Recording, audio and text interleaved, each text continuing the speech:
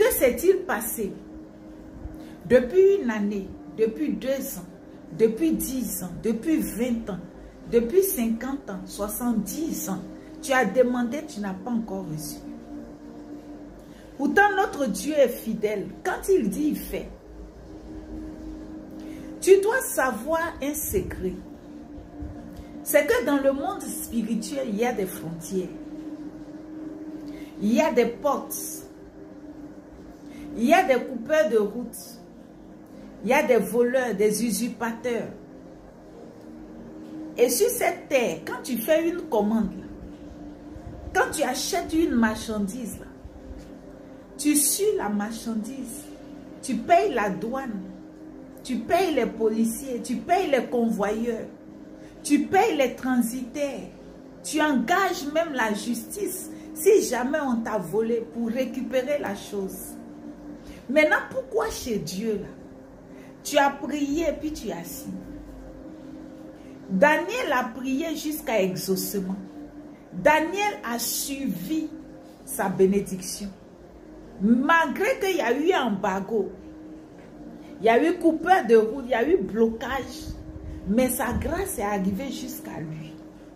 Mais toi, tu es assis. Lève-toi.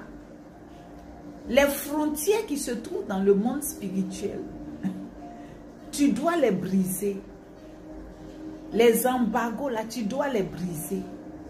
Les voleurs de bénédiction, tu dois les saisir et ils doivent restituer. C'est pour cela que Dieu travaille avec les anges. Ces anges-là doivent être engagés dans ta vie, des anges transitaires, des anges juges, des anges avocats, des anges huissiers, des anges défenseurs, des anges de chaque domaine doivent être engagés dans ta vie pour escorter tes bénédictions, tes exaucements jusqu'à toi. Et c'est en ce moment-là que tu peux dire, Dieu m'a exaucé, j'ai reçu. Ne t'assois pas pour dire, j'ai demandé, j'attends. David ne laissait pas le diable manger ses brebis. Quelle que soit la faim de Satan, quelle que soit la rage et la colère du diable, il ne peut pas se servir dans le troupeau de David. Quelle que soit la colère, quelle que soit la faim, quelle que soit la détermination ou la force du diable, il ne peut pas se servir dans le troupeau de David. David fonçait sur les lions, sur les panthères, sur les ours et arrachait sa brebis de la gueule des animaux féroces. Pourquoi toi, Dieu te bénit et tu laisses le diable t'arracher tes bénédictions? Sois comme David. Ne laisse plus jamais le diable et son royaume prendre de ta main ce que Dieu t'a donné. Engage la justice de Dieu. Lève-toi et sois vaillant. Sois vaillante. Et plus jamais que l'ennemi ne prenne ce qui est à toi.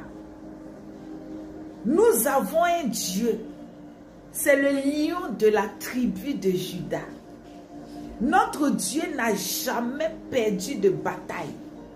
Dans la guerre qui s'engage entre toi et puis le diable, ne sois pas perdant. Plus jamais. Dans le puissant nom de Jésus, tu ne perdras ce que Dieu t'a donné. Reçois cette parole que je dépose sur ta vie et demeure dans cette victoire. Au nom de Jésus-Christ. Amen.